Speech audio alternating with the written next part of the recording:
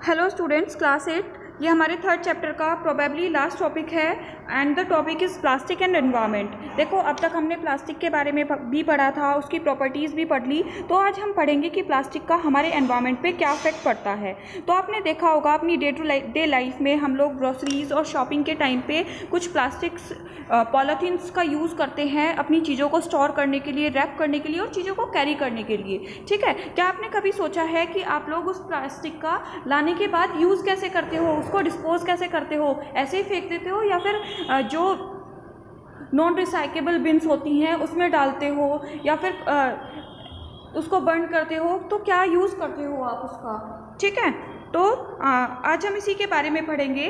तो मेनली अगर हम बात करते हैं एनवायरनमेंट के बारे में तो दो चीज़ें निकल कर आती हैं, दैट इज़ बायोडिग्रेडेबल और नॉन बायोडिग्रेडेबल। तो ऐसी चीज़ें जो चीज़ें डिकम्पोज हो सकती हैं किसी भी बैक्टीरिया के एक्शन से, हवा की वजह से या माइक्रो ऑर्गेनिजम्स की वजह से, तो उसकी वजह से अगर कोई डिग्रेड होगा तो उसको बोलते हैं बायोडिग्रेडेबल।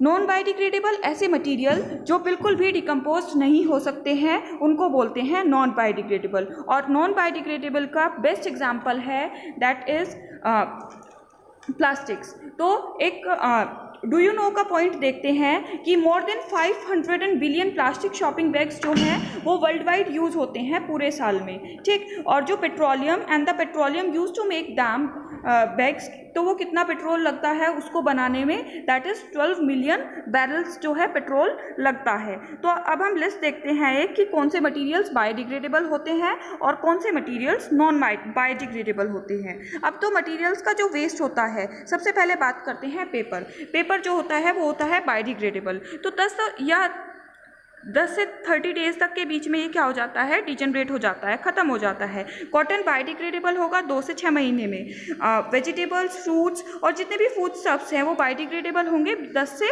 20 दिन तक के बीच में। वुड भी बायोडिग्रेडेबल होता है, ये 10 से 20 साल लगते हैं इसको डिग्रेड होने में। वूल भी बायोडिग्रेडेबल होता है, इसको 10 से 12 महीने लगते हैं। लेकिन जो मेटल्स जैसे कि टिन हो गई, एल्यूमिनियम, ये सब नॉन बायोडिग्रेडेबल है, मतलब डिग्रेड नहीं हो सकते हैं, जैसे कि इनको लगते हैं 100 दिन तक। ठीक, अगला है प्लास्टिक्स नॉन बायोडिग्रेडेबल होते हैं, इनको 100 से भी ज़्यादा साल लग जाते हैं डिग्रेड होने में। आज we have seen in the table कि प्लास्टिक्स को हज़ारों साल लग जाते हैं, 100 साल लग जाते हैं डिकम्पोज होने में। तो जो ये है, इसका जो पोल्यूशन है, जब ये इकट्ठा हो जाता है तो ये क्या करता है, एक पोल्यूशन कॉज करता है। तो जितनी भी प्लास्टिक वेस्ट होती है आफ्टर, जब जो रेग पिकर्स होते हैं जब वो वेस्ट को पिकअप करते हैं, तो जो प्लास्टिक वेस्ट होता है वो ऐसे ही वाटर बॉडीज़ में, मतलब नदियों में, नालों में ऐसे ही बहता रहता है। तो ये क्या करेगा, तो ये एक डिसीज कॉजिंग जम का काम करेगा। ठीक है,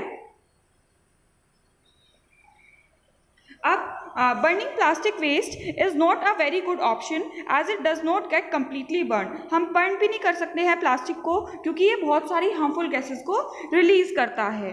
ठीक, अगला है if plastic waste is buried in the soil. अगर हमने सॉइल में दाब दिया, उसको ऐसे ही दबा दिया और ऊपर से सॉइल ढक दी, तो क्या होगा, ये रेन वाटर्स को, जो रेन वाटर आता है वो नीचे ग्राउंड में नहीं जाने देगा और ग्राउंड वाटर की जो कैपेसिटी है उसको अफेक्ट करता है। ठीक, इसलिए हम क्या कर सकते हैं, प्लास्टिक को रिड्यूस कर सकते हैं, प्लास्टिक का वेस्ट, और उसको रिसाइकल कर सकते हैं। यही दो एफिशिएंट सॉल्यूशंस होते हैं इस प्रॉब्लम के लिए।